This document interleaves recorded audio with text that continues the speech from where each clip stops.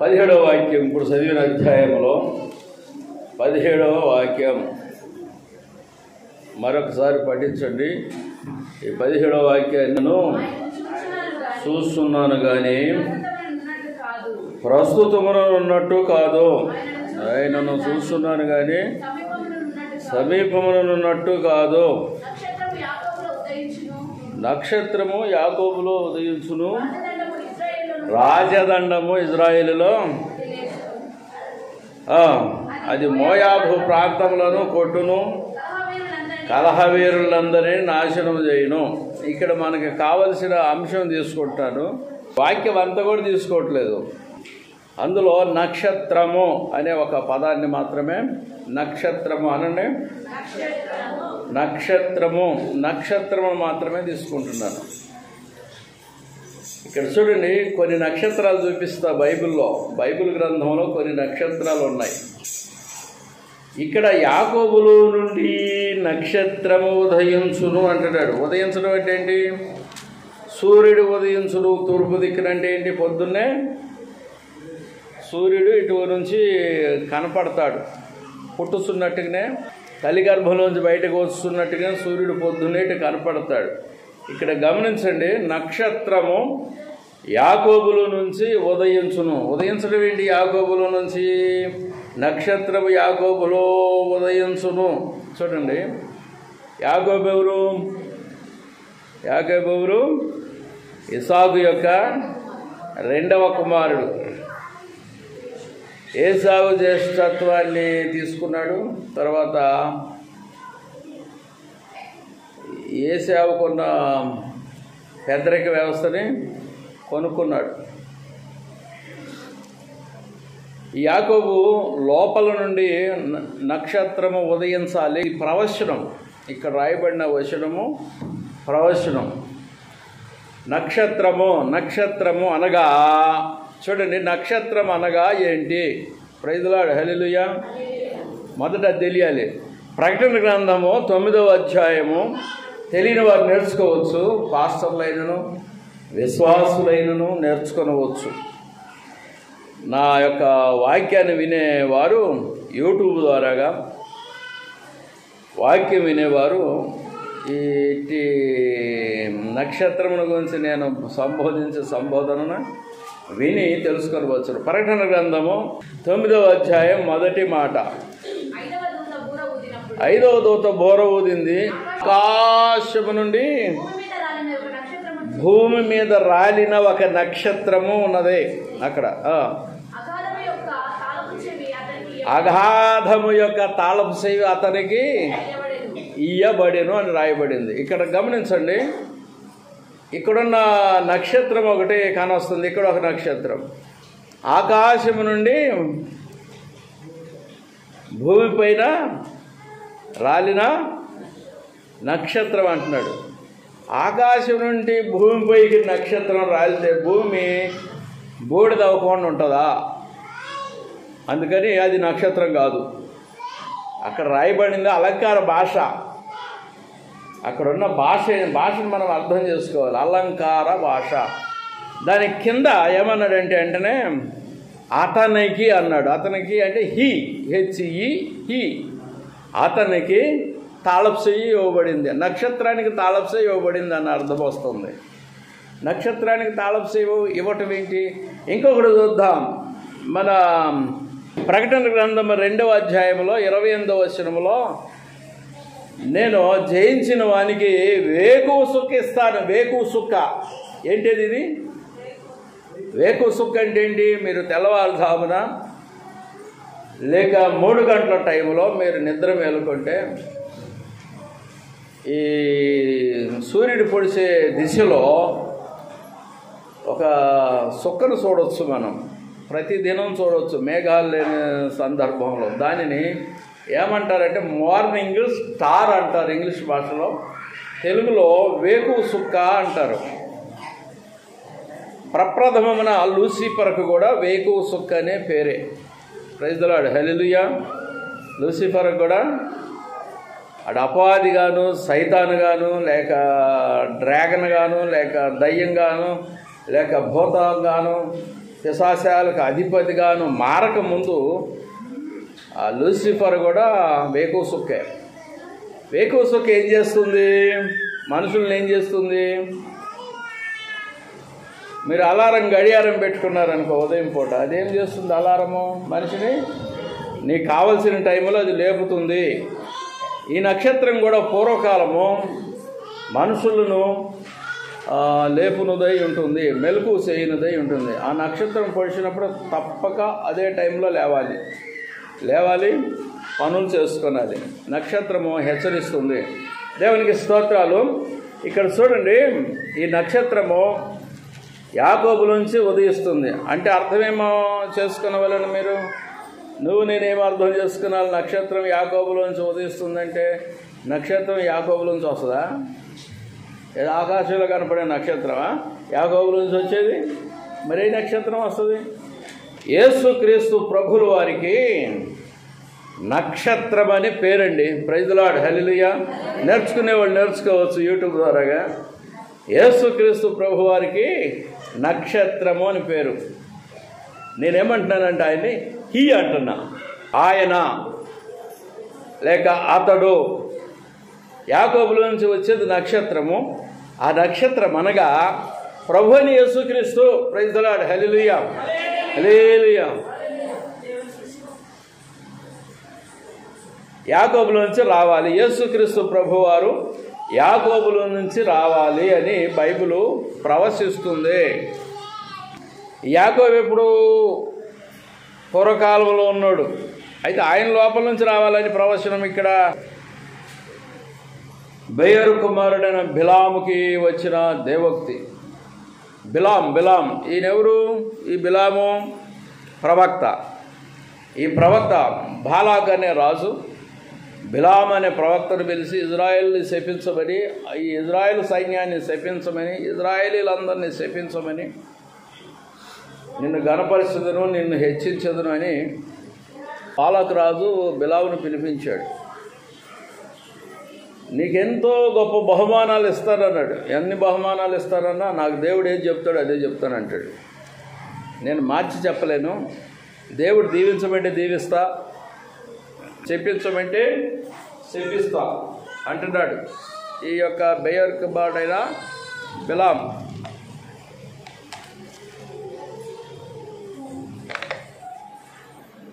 ఇక్కడ చూడండి, నక్షత్రము యాకోబులో నుంచి ఉదయించును అనగా ప్రభు యేసుక్రీస్తు వచ్చునని అర్థం. ఈ నక్షత్రము ఆకాశంలో కనపడ్డ సమయమును తూర్పు దేశపు జ్ఞానులు చూసినట్లుగా వాక్యం చెబుతుంది. వాళ్ళు ఎన్నో గ్రంథాలు పఠించారు తూర్పు దేశపు జ్ఞానులు. తూర్పు దేశాలు అంటే ఏవి? ఇప్పుడు ఈ చైనా, ఇరాను, ఇండియా ఇవన్నీ తూర్పు దేశాలే. పశ్చిమ దేశాలు అంటే ఏంటి? పడమర దేశాలు, ఇంగ్లీష్ దేశాలండి. పాశ్చాత్య దేశాలన్నీ అటు మన పాశ్చాత్య నాగరికత కలిగిన ఇంగ్లీష్ దేశాలు, ఇంకా కొన్ని దేశాలన్నీ పడమర దేశాలు. తూర్పు దేశాలు అంటే ఇవి. ఈ తూర్పు దేశాల నుంచి ముగ్గురు జ్ఞానులు వచ్చినట్టుగా వాక్యం బోధిస్తుంది. ఒక జ్ఞాని పేరు బెల్తేషార్. ఈయన అరేబియా దేశం నుంచి వచ్చాడని చరిత్ర చెబుతుంది. చరిత్రకారులు చెబుతుంటే నేను చెప్తున్నా, నాకు ఏమీ తెలియదు. ఒక ఆయన పేరు మిల్కియార్. ఈయన పర్షియా నుంచి వచ్చాడు. పర్షియా అంటే ఇరాన్. ఇంకొక ఆయన కాస్పర్ లేక జాస్పర్. ఈయన ఇండియా నుంచి వచ్చినట్టుగా చరిత్రకారులు తీశారు బయటికి. ఒక చోట ప్లేస్లో కలిశారు ముగ్గురు. ఆ జ్ఞానులు నక్షత్రాన్ని చూశారు. నేను పుట్టినప్పుడు ఒక నక్షత్రం ఆకాశంలో పుట్టింది. ఈ సింగపాస్టర్ పుట్టినప్పుడు ఆకాశంలో ఒక నక్షత్రము పుట్టింది. నీ పేరున నీవున్నావు కదా, నీ పేరున ఒక నక్షత్రం ఆకాశంలో వచ్చింది. ఆ నక్షత్రాన్ని బట్టి దాని యొక్క దాన్ని ఏమంటారంటే సూచనను బట్టి, నక్షత్ర పరిస్థితులను బట్టి జాతకం తెలిసిపోతే. జాతకం నీ జాతకం అంతా చెప్పేస్తాడు ఆ జ్ఞాని. ఈ వ్యక్తి ఈ విధంగా బతుకుతాడు. ఈ నక్షత్రాన్ని బట్టి, వీళ్ళు ముగ్గురు చూసిన నక్షత్రాన్ని బట్టి వాళ్ళు పగలు ప్రయాణం చేసినట్టు కనపడదు, నైట్ ప్రయాణం చేసి ఉండొచ్చు. ఎందుకంటే నైట్ ప్రయాణం అనేది నక్షత్రాన్ని చూడటానికి వీలు పడుతుంది, నక్షత్రాలు కానొస్తాయి. ఆ నక్షత్రము ఈ మూవుల్ని ఒక స్థలానికి తీసుకొచ్చినట్టుగా బోధిస్తుంది. ఎక్కడంటే మత్తయి శుభవార్తలో 2వ అధ్యాయం 2వ వాక్యంలో చెప్పాడు. నక్షత్రము వారిని ఒక స్థలానికి తీసుకొచ్చింది. 2వ అధ్యాయం మత్తయి శుభవార్త 2వ అధ్యాయము 2వ వాక్యం చూడండి. యూదులు రాజుగా పుట్టినవాడు ఎక్కడున్నాడు? తూర్పు దిక్కున. యూదులు రాజు, యూదులు వాళ్ళకు రాజు పుట్టాడు. బహుశా రాజుగారి ఇంట్లోనే పుడతాడు, రాజుగారు పుడతారు ఆ చిన్నపిల్లవాడు అనుకుని అట్లా ఆలోచించి ఉండొచ్చు. అక్కడికి వెళ్ళి టామ్ చేసేసారు. యూదుల రాజు పుట్టాడండి, రాజుగారు ఎక్కడ, ఆయన పూజింపు వచ్చితిమి అంటున్నారు. అక్కడ యూదుల రాజు, అప్పుడున్న రాజు ఆశ్చర్యచకితుడయ్యాడు. ఆ రాజు వీరిని చూసి జ్ఞానులను, మన ధర్మశాస్త్ర పండితులను అందరిని పిలిచి ఈ యూదుల రాజు ఎక్కడ పుడతాడో తెలుసుకొని చెప్పమంటే వాళ్ళు చెప్పారు పలానా ఏరియాలో పడతాడని. అయితే ఈయన ఎక్కడున్నాడని వెతికి తెలుసుకొని నాకు వర్తమానం ఇవ్వండి, మీరు పూజ చేసినట్టుగా నేను కూడా పూజ చేస్తానని కపటోత్తరం ఇచ్చి ఆ రాజు ఆ జ్ఞానులను పంపించి వేశాడు. దేవునికి స్తోత్రం. అంతవరకే నేను మీకు ఇచ్చేది విషయము. ఈ నక్షత్రమును చూసి అన్నాడు చూడండి. అక్కడ నక్షత్రము, భూమి మీద శిశువు. ప్రైజ్ ది లార్డ్, హల్లెలూయా. పైన నక్షత్రము, భూమి మీద శిశువు. నేను పుట్టినప్పుడు తర్వాత నాయనమ్మే కదా మా అమ్మకి చాకిరీ చేసింది. మా అమ్మ యొక్క తల్లి నాయనమ్మకి కూతురు అవుతుంది. మా అమ్మమ్మ కూతురేమో మా అమ్మ, అమ్మమ్మ తల్లి ఏమో మళ్ళీ నాయనమ్మ నన్ను చాట్లో పండబెట్టి ఉండొచ్చు వాళ్ళ శాస్త్రాల ప్రకారంగా. నేను పుట్టినప్పుడు ఒక నక్షత్రం ఆకాశంలో ఉండి ఉంటుంది, కానీ ఇది ఫలానా వ్యక్తి పుట్టినప్పుడు ఈ నక్షత్రం ఉంది అని చెప్పేసి చెప్పగలేవారు ఎవరు ఆ కాలంలో? ఆ నక్షత్రం ఏం చెప్తుందంటే, నేను పుట్టిన నక్షత్రము, నేను అనగా ఒక నక్షత్రము. ప్రైజ్ ది లార్డ్, హల్లెలూయా. హదస్సు అనగా నక్షత్రము, ఎస్తేర్ అనగా నక్షత్రము, విశ్వాసులనగా నక్షత్రాలు. భావమళ విశ్వాసులనగా నక్షత్రాలు. ఏ వాక్య ప్రకారం నక్షత్రాలు? చూడండి, ప్రకటన గ్రంథము 1వ అధ్యాయము 16వ వచనం 20వ వచనం. ప్రకటన గ్రంథము, ఆయన తన కుడి చేతన 7 నక్షత్రాలు పట్టుకున్నాడు. 20వ వచనంలోకి వెళ్ళండి. 7 నక్షత్రాలు పట్టుకున్నాడు. కాగా నువ్వు చూసిన వాటిని, ఉన్న వాటిని,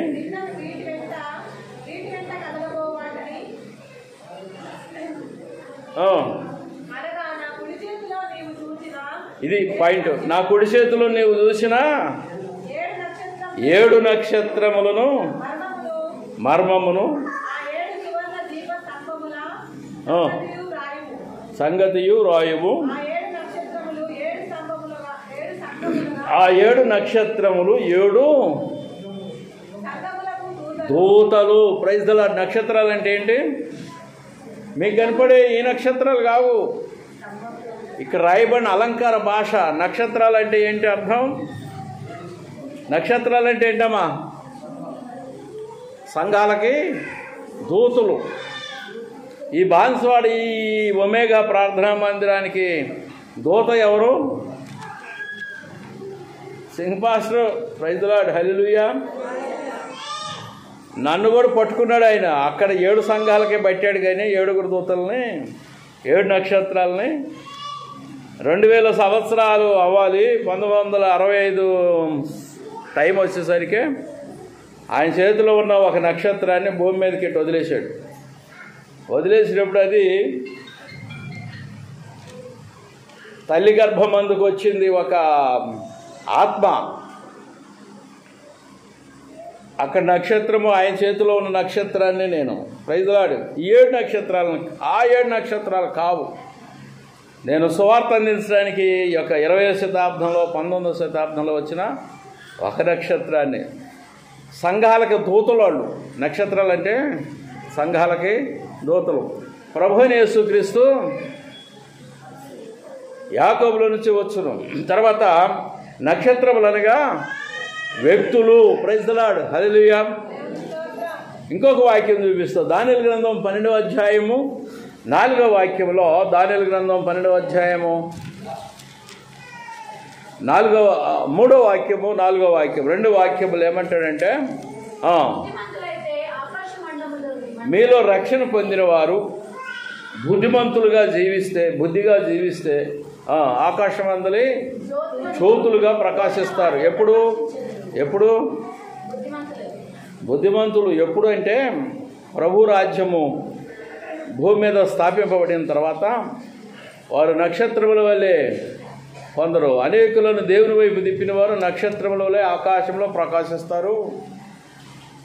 అనేకులను దేవుని వైపు తిప్పి సువార్త అందించిన వారు నక్షత్రాల వలె ప్రకాశిస్తారు. దేవుని నమ్ముకొని బుద్ధిగా జీవించిన వారైతే జ్యోతుల వలె ప్రకాశిస్తారని వాక్యం బోధిస్తుంది. జ్యోతుల వలె, జ్యోతులు. ఇప్పుడు సూర్యచంద్రులు ఎవరు? నక్షత్రాల జ్యోతులు అవి. మనకి ఆదికాండం ఏం చెప్తుందంటే 1:14 వాక్యము, ఇవి సూచనలు తెలపడానికి ఆకాశమందు రాత్రి నెలటకు ఒకటి, పగలని ఏలటానికి ఒకటి 2 జ్యోతులు కలుగాక అన్నాడు. పెద్ద జ్యోతి ఈ పగలని వెళ్తుంది, చిన్న జ్యోతి రాత్రిని వెళ్తుందని అక్కడ చెప్పాడు. చిన్న జ్యోతి ఏమో చంద్రబింబము, పెద్ద జ్యోతి ఏమో సూర్యబింబము. ఈ బైబిల్ భాష. ఇంకా పైన కనపడితే చూడండి నక్షత్రాలు, అవి దినమును, రోజును, తిథులను, ముహూర్తాలను, మన సంవత్సరాలను, మాసాలను, వీటన్నిటినీ అవి తెలుపుతాయని అక్కడ రాసి ఉందండి. ఆదికాండము 1:14 వాక్యంలో ఉంది. మీరు పెళ్ళిళ్ళు చేసుకుంటారు పిల్లలకి, మీ పిల్లలకి. ఒక బాపనాయన దగ్గర పోతే ఆ పిల్లవాడి పేరుని బట్టి లేదా ఆ పిల్ల పేరుని బట్టి ఒక్కో గాడితో తీస్తాడు. తర్వాత ఇవి ఏ నక్షత్రాల్లో ఉన్నాయని బలాలు తీస్తాడు. తర్వాత ఇది ఏ ముహూర్తం పెట్టాలని చూస్తాడు. ఒక బాపనాయన దగ్గర పోతే కార్డు రాస్తాడు, పెళ్లి కార్డు. దానిలో ముహూర్తాలు నిర్ణయించి రాస్తాడు. మనము యేసుక్రీస్తుని నమ్ముకున్నాం కనుక మనం ఆ ముహూర్తాల జోలికి పోము, అంతే. మనం ఒకవేళ యేసుక్రీస్తుని నమ్మకపోతే ముహూర్తాల దగ్గరకు పోవచ్చు. ముహూర్తాలు అమావాస్యలు చేయొచ్చు, పున్నాలు చేయొచ్చు, దినాలు చేయొచ్చు, మన ఉత్సవాలు చేయొచ్చు, జాతరలు చేయొచ్చు, అన్ని రకాల పండుగలు చేయొచ్చు. ఎవరు చేయకూడదు అన్నారు మిమ్మల్ని? ఎవరు అనలేదు. అయితే గడిచిన కాలమే అవన్నీ చేయటానికి సరిపోయింది. ఇప్పుడు నా ప్రయాసం వ్యర్థం కాకుండాట్లుగా మీరందరూ రక్షణ పొందిన వారు కనుక మీరు రక్షణను కొనసాగించుకొనుచు సంపూర్ణులవుటకు మీరు దేవునిలో ముందుకు వెళ్ళండి అని అపోస్తులైన పౌలు గారు ఆ యొక్క గలతీల్లో రాయిస్తున్న ఒక సందర్భమును మీకు ఉద్ఘాటిస్తున్నాను. ఈ గడిచిన కాలం సరిపోతుంది. ఇజ్రాయేలీలు అనేవాళ్ళు గడిచిన కాలంలో మన అమావాస్యలు చేసేవాళ్ళు. ఇప్పుడు మనోడు చేయరా? అమావాస్య ఎటు చూపిస్తుందాడు ధరలు పెరుగుతాయని చెప్పరు మనోళ్ళు. తెలివి కలిగిన వాళ్ళు పూర్వకాల వాళ్ళు చెప్పేవాళ్ళు, ఇప్పుడు వాళ్ళు చెప్పట్లేదు. ముహూర్తాలు ఆదికాండం 1వ అధ్యాయం 14వ వచనంలో ఉన్నాయి. ఒక వచనం మనకిచ్చాడు. దాని చరిత్ర సిద్ధాంతాలు తీస్తే అన్ని ముహూర్తాలే, నక్షత్రాలన్నీ ముహూర్తాలే, దిన తేదీలే, పైనవన్నీ కూడా.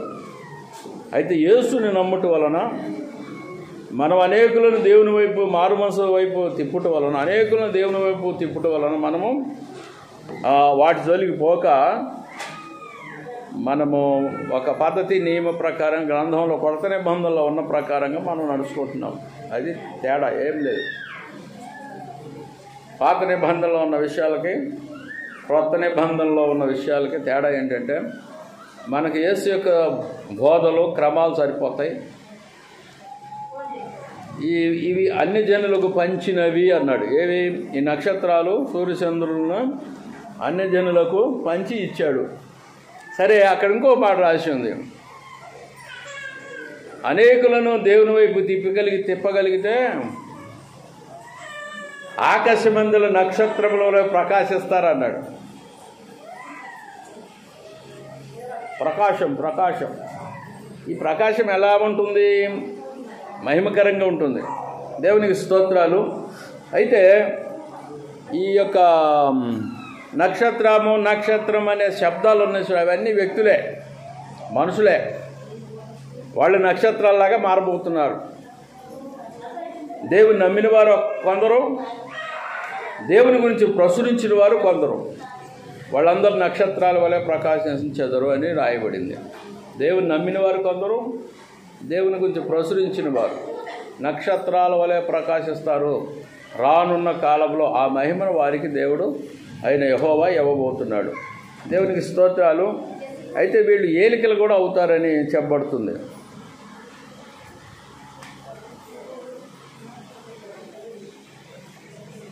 ఇంకొకటి, ఇవి నక్షత్రాలేనని, ఇప్పుడు నక్షత్రం అన్న చూడండి, అవి నక్షత్రాలేనని ఎలా తెలుస్తుందంటే ప్రకటన గ్రంథం 12వ అధ్యాయం 4వ వాక్యంలో చూస్తే అక్కడ డ్రాగన్ అనే ఒకటి ఉంటుంది, సర్పము, ఘట సర్పము.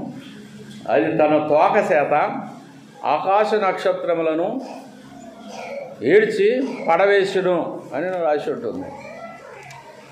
చూడండి అక్కడ ఎంత చక్కటి భావం ఉందో. దీన్ని చెప్పాలంటే మీకు సేవకుడు కావాలి. ఆ విషయాన్ని వేరే చోట నేర్చుకోవాలి. సేవకుడు తెలియని వాళ్ళకి చెప్పాలి. దాని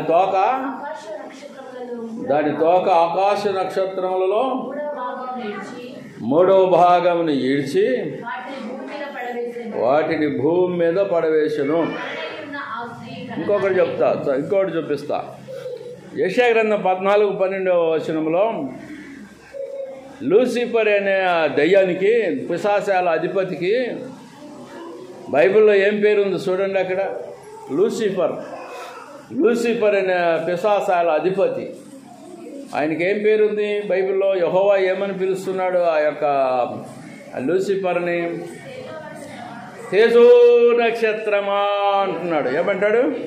తేజో నక్షత్రమా. లూసిఫర్కి ఇవ్వబడిన పేరేంది? తేజో నక్షత్రం.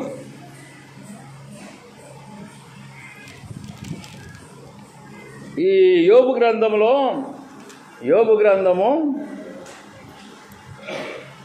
37వ వాక్యంలో 2 తేజో నక్షత్రాలు కలిసి పాట పాడుతుంది అంట. నేర్చుకోండి, ఈ వచనాన్ని స్పష్టంగా నేర్చుకోనండి. ఉదయ నక్షత్రములు ఏకంగా కూడి పాడతాయట. ఏకంగా నక్షత్రాలు పాట పాడతాయా? మరి ఉదయ నక్షత్రాలు పాట పాడతాయి అంటాడు అక్కడ. అంటే నక్షత్రములు కాదవి. ఆ నక్షత్రములని చెప్పబడుతుంది చూడండి అక్కడ. అవి 2 కూడా ఉదయ నక్షత్రాలు ద్వంద్వ సమాసం వాడాడు కదా. ఆ యొక్క 2 నక్షత్రాలు కూడి పాట పాడుతుంటే దేవతలు అనాలి. ఇక్కడ దేవదూతల పేరే దేవతలు అంటారు. దేవతలందరూ చదవండి ఆ వచనాన్ని. అక్కడ దేవదూతలందరూ ఆనందించి జయధ్వనులు చేశాడు. జయధ్వనులు అని రాసి ఉంటుంది. 2 నక్షత్రాలు కూడి పాడతాయా? సూర్యుడు చంద్రుడు కలిసి పాట పాడతారంటారా? ఎప్పుడు పాడతారు వాళ్ళు? మీరు ఎప్పుడైనా విన్నారా సూర్యుడు చంద్రుడు కలిసి పాట పాడటం? అమ్మగారు అయ్యగారు కలిసి పాట పాడటం మీరు ఎప్పుడైనా విన్నారా? చూడండి, ఉదయ నక్షత్రాలు కలిసి పాట పాడుతున్నాయి. ఒకటి లూసిఫర్ అనే తేజో నక్షత్రము. ప్రభువుని నేను ప్రభు అయిన యేసుక్రీస్తుని గురించి ఇది ఒక తేజో నక్షత్రము. యేసు ప్రభు కూడా అభిషేకం పొందిన తేజో నక్షత్రము. ఇప్పుడు ప్రజెంట్ తేజో నక్షత్రము ప్రభు అయిన యేసుక్రీస్తు. పడిపోయిన తేజో నక్షత్రము లూసిఫర్. ఆడు పడిపోయాడు, ఈయనేమో నిలబడ్డాడు. నిలబడ్డ ఆయనకి పడిపోయింది, చెల్లిటి కొట్టాలి. ప్రైజ్ ది లార్డ్, హల్లెలూయా. అది సంగతి. పడిపోయింది, పారిపోతుంది. ఈ రెండు నక్షత్రాలు పూర్వకాల బంధు కలిసి పాట పాడితే దేవదత్తులందరూ ఆనందించి కేరింతలు కొట్టి గంతులు వేసినట్టుగా వాక్యం బోధిస్తుందండి. దేవునికి స్తోత్ర, హల్లెలూయా, హల్లెలూయా. ఇక్కడ నేను చూపెట్టిన అన్నీ కూడా నక్షత్రాలు. యాకోబులోంచి ఏమొస్తుంది? నక్షత్రం వస్తుందంటే యేసుక్రీస్తు ప్రభు పుడతాడు, యాకోబు నుంచే పుడతాడు, ఆయన రాజ్యాన్ని ఏళ్తాడని చెప్పాడండి. ప్రపంచ రాజ్యాన్ని ఏలేది యేసుక్రీస్తు ప్రభులు వారు. రానున్న కాలంలో చచ్చిపోయిన వాళ్ళందరినీ లేపి వాళ్ళని కూడా పరిపాలన చేస్తాడు. బ్రతికున్న వాళ్ళందరినీ మహిమపరిచి, అంటే ఆయన నమ్మిన వారిని మహిమపరిచి వారిని కూడా రాజ్యం చేస్తాడు. ఆ రాజ్యం ఎలా ఉంటుందంటే 2 ముక్కలు చెప్పి ముగిస్తా. దేవునికి స్తోత్రాలు. కీర్తనలో 2వ కీర్తనలో 9వ వాక్యం. ఆయన రాజ్య పరిపాలన ఎలా ఉంటుందంటే కీర్తన 2:9 వచనం. ఇనుపు దండము, రాజదండం అన్నాడు. ఇక్కడ యాకోబులో నక్షత్రం వస్తుంది, రాజదండం ఇజ్రాయిల్లో నుండి లేసును అని రాసింది. రాజదండం అంటే స్టాప్. దీన్ని రాజదండం అంటారు కానీ అధికారానికి చూసినది. రాజు దగ్గర రాజదండం ఉంటుంది. ఎస్తేరు సమయంలో ఎస్తేరు అక్కడ కనపడినప్పుడు రాజు ఎదురుగా రాజదండం చూపెట్టాడు. ఆ దండం నోటితో మాట అనలేదు, ఇట్లా దండం చూపెడితే ఆమె వైపు ఆమెను తీసుకొచ్చారు లోపలకు. అది అధికారం, పవర్ అన్నట్టు. ఆ రాజదండం అనేది ఈయనకి ఇవ్వబడిన రాజదండం ఇనపదండం అన్నాడు. ఇనపదండంతో నీ వారిని కొట్టేదవు, ఇనపదండముతో వారిని నీవు నలుగుగొట్టేదవు. కొండను కొడితే దాని పరిస్థితి ఏంటి? ఇనుముతో కొండను కొడితే దాని పరిస్థితి ఏంటి? ఇనుముతో కొండ మీద ఒక టేస్ట్ ఎట్లా ఉంటుంది కొండ? రాజదండం అనేది ఇనుము అనేది కట్టెల మొక్క చేస్తుంది, అన్నిటినీ అణుస్తుంది. యేసుక్రీస్తు ప్రభు చేతికి ఇవ్వబడే దండము ఇనపదండం. ఇంకొకటి దానియేలు గ్రంథంలో 2వ అధ్యాయము 44వ వచనం 45వ వచనం. దానియేలు గ్రంథము 2వ అధ్యాయము 44-45వ వచనం. చేతి సహాయము లేకుండా తీయబడిన రాయి ఆ రాజుల కాలంలో పరలోకమందున్న దేవుడు ఒక రాజ్యమును స్థాపించును. ఈ క్రైస్తవ ప్రభుత్వానికి నాశనం లేదండి. హల్లెలూయా చెప్పండి. మీకు అది తెలియదు మర్మం. రానున్నది అదే ప్రభుత్వం, భారత ప్రభుత్వం కాదు. భూలోకమంతటిని ఏలేది క్రైస్తవ ప్రభుత్వం. క్రీస్తు ప్రభు పరిపాలన జరగబోతుంది.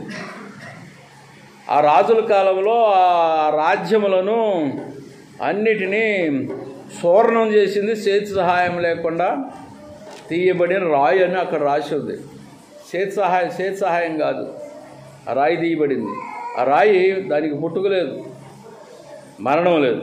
ఆ రాయి ఆ ప్రతిమ ముందు చూడండి, అక్కడ ఒక ప్రతిమ ఉన్నది. దాన్ని తుత్తినీలుగా చేసింది, సువర్ణం చేసింది. తర్వాత ఈ రాజ్యాలు నెబుకద్నెజరు పరిపాలన మొదలుకొని ఇప్పుడు నడిచే ప్రజా పరిపాలన లాస్ట్ అన్నట్టు ఇది.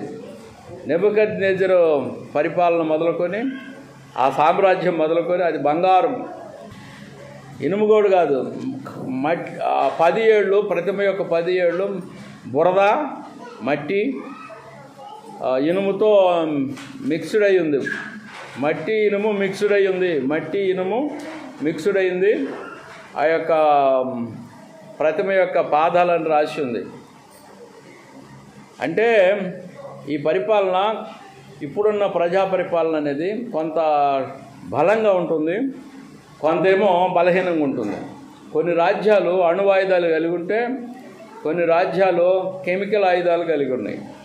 వాటిని బలమైన రాజ్యాలుగా భావిస్తున్నారు. అమెరికాని బలమైన రాజ్యంగా భావిస్తున్నారు, రష్యాని బలమైన రాజ్యంగా భావిస్తున్నారు, చైనాని బలమైన రాజ్యంగా భావిస్తున్నారు. ఈ మధ్య ఇండియాని కూడా కొద్ది గొప్ప పొగుడుతున్నారు, బలమైన రాజ్యం అయిపోతుంది ఇండియా అని.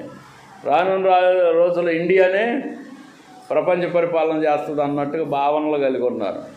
అయితే కొంత మట్టి మెత్తగా ఉన్నట్లుగా, బురదగా ఉన్నట్టుగా బలహీన రాజ్యాలు, బలమైన రాజ్యాలుగా మిళితమైన పరిపాలన ఇప్పుడు నడుస్తుంది.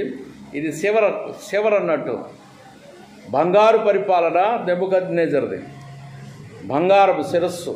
అక్కడ మొదలుకొని మట్టి దాకా, ఇనుము మట్టి కలిసిన పరిపాలన దాకా ఉన్న ప్రతిమని చేతి సహాయము లేకుండా తీయబడిన రాయి, అనగా ప్రభు అయిన యేసుక్రీస్తు అని చెప్పవలసి వస్తుంది. ఈ రాయి వలన ఆ ప్రతిమ చూర్ణం చేయబడి ఎడిపోయిందో గాలిలో కనపడకుండా పోయింది. అంటే ఈ రాజ్యాలన్నీ మాయమైపోయి లాస్ట్కి ప్రభు పరిపాలన మాత్రమే నిలుస్తుందని బైబిల్ వాక్యం ప్రవచనం చెప్పబడింది. ఆ యాకోబులో ఉదయించిన నక్షత్రానికి రాజదండము, ఇనపదండము ఇవ్వబడుతుందని చెప్పబడింది. ఈ ప్రవచనాలను మార్చడానికి ఎవరికి అధికారం లేదు, మార్చకూడదు. ఎవరైనా ఈ ప్రవచనాల జోలికి వస్తే వాళ్ళు శాపగ్రస్తులు. కనుక యేసుక్రీస్తు ప్రభు పరిపాలన రాబోతుంది, యేసు రాకడ రాబోతుంది. మా అమ్మగారు చెప్తుంది, విన్నారు కదా, తెల్లవారుజాము 4 గంటలకే అందరూ మందిరాల్లో కనపడుతున్నారు. అక్కడ పాటలు పాడతారు, ఆరాధన చేసుకుంటారు. వెళ్ళి మందిరాల్లో అని చెప్పట్లా, వాళ్ళకి మెలకు అన్నట్టు. ఇప్పుడు ఆ అమ్మగారు చెప్పింది మన బాన్సాడు మన మందిరానికి వర్తించదు. ఎట్లా అంటారా, బాన్సాడు మొత్తంలో మన సంఘానికి సంబంధించిన వాళ్ళు పాతూరులో ఒక 2-3, కొత్తూరులో ఒక 2-3, అంతే కదా. రోజు తెల్లవారుజామున వచ్చి మందిరంలో ప్రార్థన చేసుకోవాలండి. ఎంతమంది వస్తారంటారు మందిరంలోకి? 4 గంటలకి తెల్లవారుజామున ఒక 5-6 వచ్చి చేసుకోవచ్చు. 1 గంట 2 గంటలు ప్రార్థన చేసుకోవచ్చు. అది స్థానికంగా కనుక ఒక 50 మందో 60 మందో ఆ ప్రాంతాల్లో ఉంటారు కనుక, ఒక ఊర్లో ఒక మందిరానికి సంబంధించిన వాళ్ళు ఒకే ఊర్లో ఉంటారు, ఒక గల్లీలో ఉంటారు కనుక వాళ్ళందరూ ఒక్కోసారి దొమ్మిగా పోయి ఆ మందిరంలో కూర్చొని ఆరాధన చేసుకోవచ్చు. 1 గంట సేపు చేయొచ్చు, 2 గంటలు చేయొచ్చు, పాటలు పాడవచ్చు, 2 గంటలు చేయొచ్చు, పాటలు పాడవచ్చు, కేకలు వేసి బొబ్బలు పెట్టవచ్చు. ఇక్కడికి వర్తించదు ఆ ప్రాంతం యొక్క పరిస్థితులు. ఎందుకంటే మన మందిరంకి వచ్చేవాళ్ళు అంతా చాలా 17 కిలోమీటర్ల నుంచి, లేకపోతే 30 కిలోమీటర్ల నుంచి వస్తున్నారు.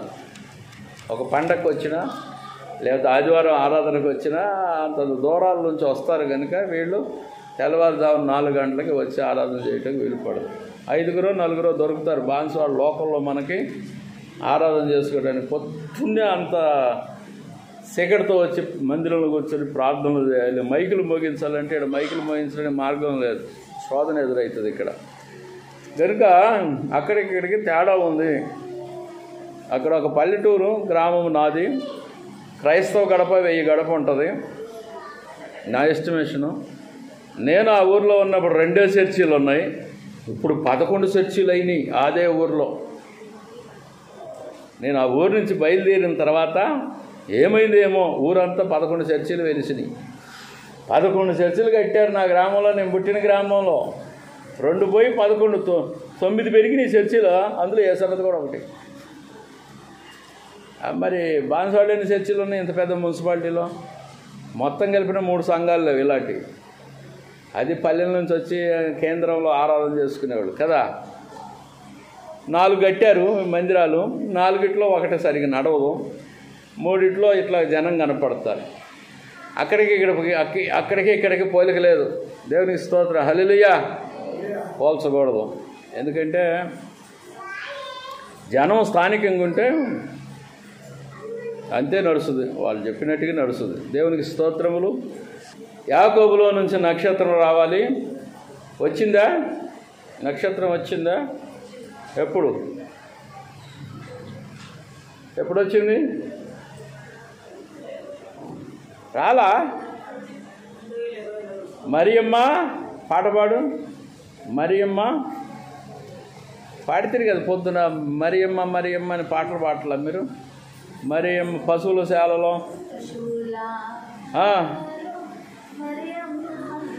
అదే నక్షత్రం. ప్రైజ్లాడు. మీకు ఎంత మర్మం ఉందో ఈ వాక్యం పరిశోధన చేస్తే ఏడు పట్టుకుంటే తోక ఆడకపోయింది.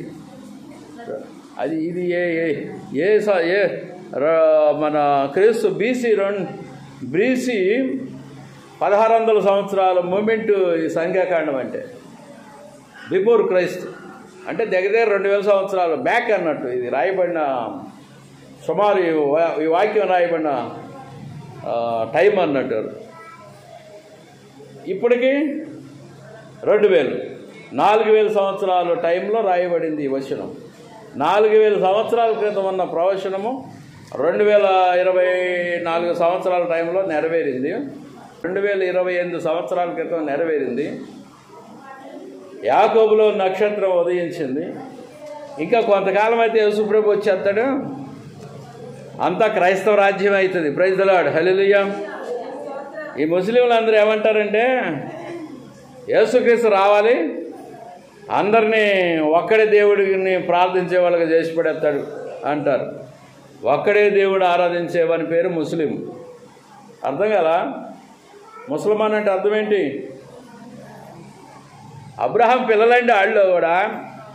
ఈ ముస్లింలంతా అబ్రహాం పిల్లలు. Praise the lord. హల్లెలూయా. మీరెవరు పిల్లలు? నోవాహు పిల్లలు. ఈ నోవాహు సంతానం ఎవరి పిల్లలో ఏమో మనకు తెలియదు. ముసల్మాన్లంతా అబ్రహాం పిల్లలు, అబ్రహాం సంతానం. కనుక అబ్రహాం ఒక్కడే దేవుడిని ఆరాధించాడు. అయితే ఆయన నుంచి వచ్చిన సంతానం ఒక్కడే దేవుడిని ఆరాధించాలి. క్రైస్తవుని యొక్క ఉద్దేశం ఏంటంటే ఒక్కడే దేవుడు కలిగిన వారు. కనుక వీళ్ళందరూ ఏకమైపోతారు. అందులో భక్తులు, ఆ భక్తులు, ఈ భక్తులు ఏకమై ఆ రాజ్యంలో దొరబడతారు.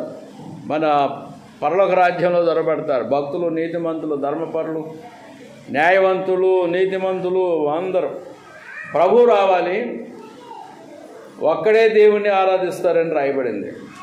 Praise the lord. హల్లెలూయా. హల్లెలూయా.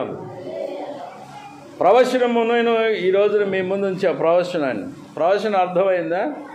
ఎప్పుడు నెరవేరింది ఈ ప్రవచనం? యాకోబులో నుంచి నక్షత్రం ఉదయించుననే ప్రవచనం బిలాము ప్రవశిస్తున్నాడు. ఎప్పుడు నెరవేరింది ఈ ప్రవచనం చెప్పండి?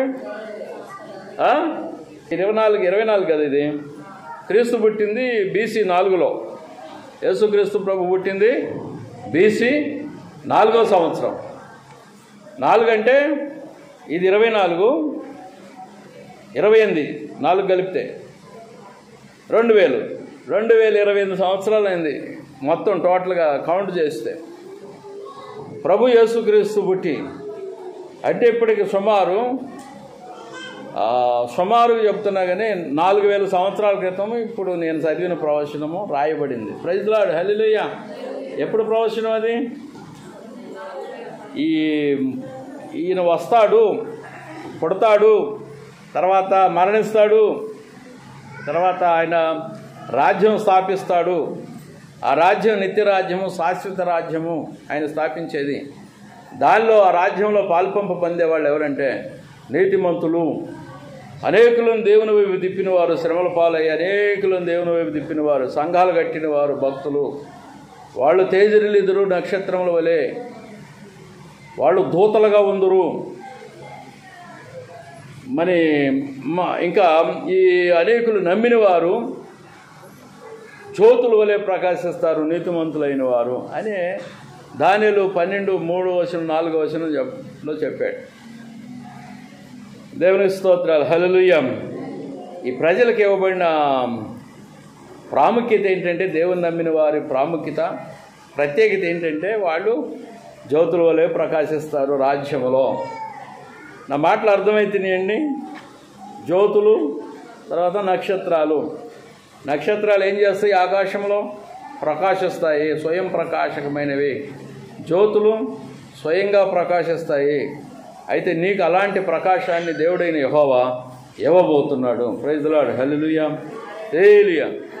అందుకే రక్షింపబడాలి. ముందు అనేకులను రక్షణలోకి నడిపించాలా. ఈ యొక్క రక్షించబడాలి, రక్షణలోకి నడిపించాలనే నీవు రక్షించబడాలి, అనేకులను రక్షణలోకి నడిపించాలనే ఈ విషయాన్ని నీవు రక్షించబడుటయు అనేకులను రక్షణలోకి నడిపించుటయు, ఆ రెండు విషయములు అన్ని జనులకు కళ్ళు గుడ్డివైపోయినవి, మరుగైనవి. అన్ని జనులకు, దేవుని నమ్మని వారికి కన్నులు మూయబడినవి. 2 కొరింథీలో ఉంటుంది ఈ మాట. సువార్త ప్రకాశము అవిశ్వాసులైన వారికి వారి మనోనేత్రములకు గుడితనము సువార్త ప్రకాశింపకుండానట్లు ఈ సువార్త వారి కన్నులకు మరుగు చేయబడింది. ఎందుకు మరుగు చేయబడిందంటే ఈ లోక సంబంధమైన దేవత 2 కొరింథీలో ఉంటుందండి. 4వ వచనంలో ఉంటుంది. దేవుని యొక్క వాక్యం అన్ని జనులకు, లోకస్తులకు, అంటే దేవుని ఎరగని వారికి, దేవుని నమ్మని వారికి తెలియకుండానట్లుగా ఈ లోక సంబంధమైన దేవత గురితనం చేసిందని చెప్పబడింది. చూడండి 4వ వచనంలో, దేవుని స్వరూపి ఉన్న క్రీస్తు మహిమను కనుపరుస్తూ సువార్త ప్రకాశము వారికి ప్రకాశింపకుండు నిమిత్తము ఈ యుగ సంబంధమైన దేవత అవిశ్వాసులైన వారి మనోనేత్రములకు గురిడితనము కలుగజేసాను అని రాసి ఉంది. గురిడితనం అంటే ఏంటి? గురిడితనం అంటే ఏంటి? కళ్ళు కాని రాకుండా చేసేసింది. అంటే ఏ కన్నులు? ఆ రాయబడిన ఏ కన్నులు? మనోనేత్రాలు. ఈ భౌతిక నేత్రాలు కావు, మనోనేత్రాలు. మా అమ్మగారు అంటది, మా అమ్మ కలవరించుకుంటూ చనిపోయింది అంటుంది కదా, వాళ్ళ మనవడి గురించి. పిల్లలు ఇద్దరిని చూడాలి, కళ్ళే కాని రావట్లేదు, ఎట చూస్తుంది? వచ్చారని వీనికి చెవితో వింటుంది. పిల్లలకి అంటారు కదా, వింటుంది. మనవాడు వచ్చిండు అనుకుంటా మురిసిపోద్ది బెడ్ మీద ఉన్నప్పుడు. వీళ్ళు పోలేదని కలవరించింది, వీళ్ళు పోలేదని తర్వాత ఆమె చనిపోయింది. తర్వాత ఇక్కడ చూడండి, ఆమె యొక్క మనోనేత్రాలు వీళ్ళని చూస్తుంది. Praise the lord. హల్లెలూయా. ఆ మర్మం తెలిసి ఉండాలి ప్రతి ఒక్కరికి. మీ బిడ్డలు ఎవరైనా చనిపోయిన వాళ్ళు ఉంటే వాళ్ళ మనోనేత్రాలు ఉంటాయండి. ఈ భౌతిక నేత్రాలు, ఈ మాంసంతో రక్త మాంసాలకు సంబంధించిన ఈ నేత్రాలు కావు. ఆత్మకి నేత్రాలు ఉన్నాయి. ఆత్మ నేత్రాలకి ఈ భౌతిక రక్త మాంసాలతో ఉన్న ఈ నేత్రాల నుండి సిగ్నల్స్ వెళ్తాయి ఆత్మనేత్రానికి. లోపల ఉంది ఆత్మ, జ్యోతి.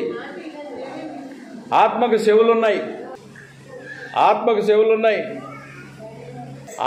కళ్ళున్నాయి. ఆత్మకి ఈ బ్రెయిన్ కాదు, ఆత్మ బ్రెయిన్ ఉంది. ఆత్మకి కాళ్ళు ఉన్నాయి, ఆత్మకి చేతులు ఉన్నాయి.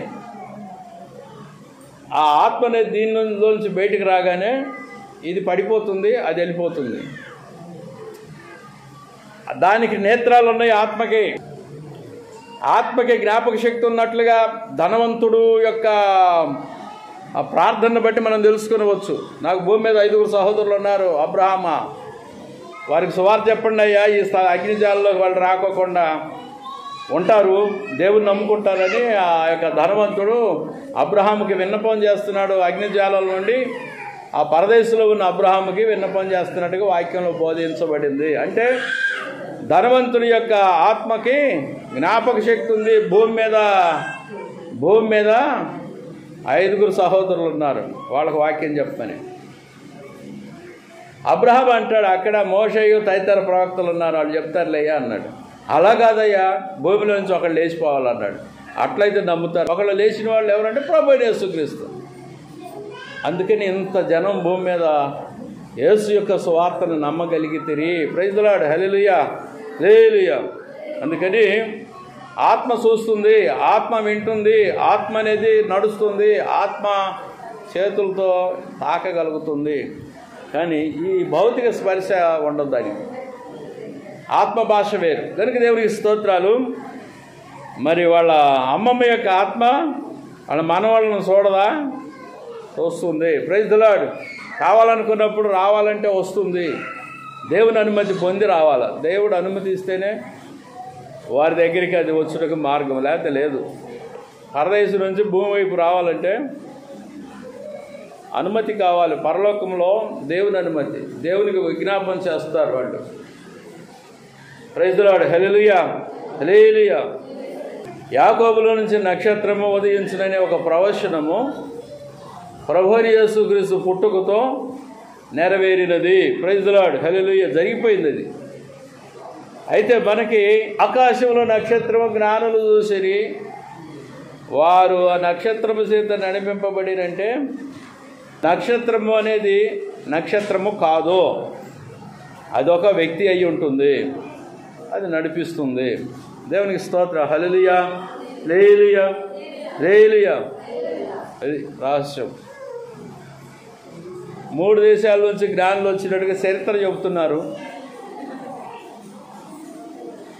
ఆ 3 దేశాల నుంచి వచ్చిన జ్ఞానులు ఆ మరీ చెంతకు చేరి శిశువును చూసి పూజించిరి, సాంబ్రాణి బోళాలు అర్పించి పూజించిరి. బహుశా వారి దగ్గర ఒకరోజు ఉండుండొచ్చునేమో బహుశా అనుకుంటున్నా. వాళ్ళు తిరిగి వెళ్ళిపోయే లోపల దేవుని స్తోత్రములు. దేవుడి వాక్యమును ఆశీర్వదించునుగాక.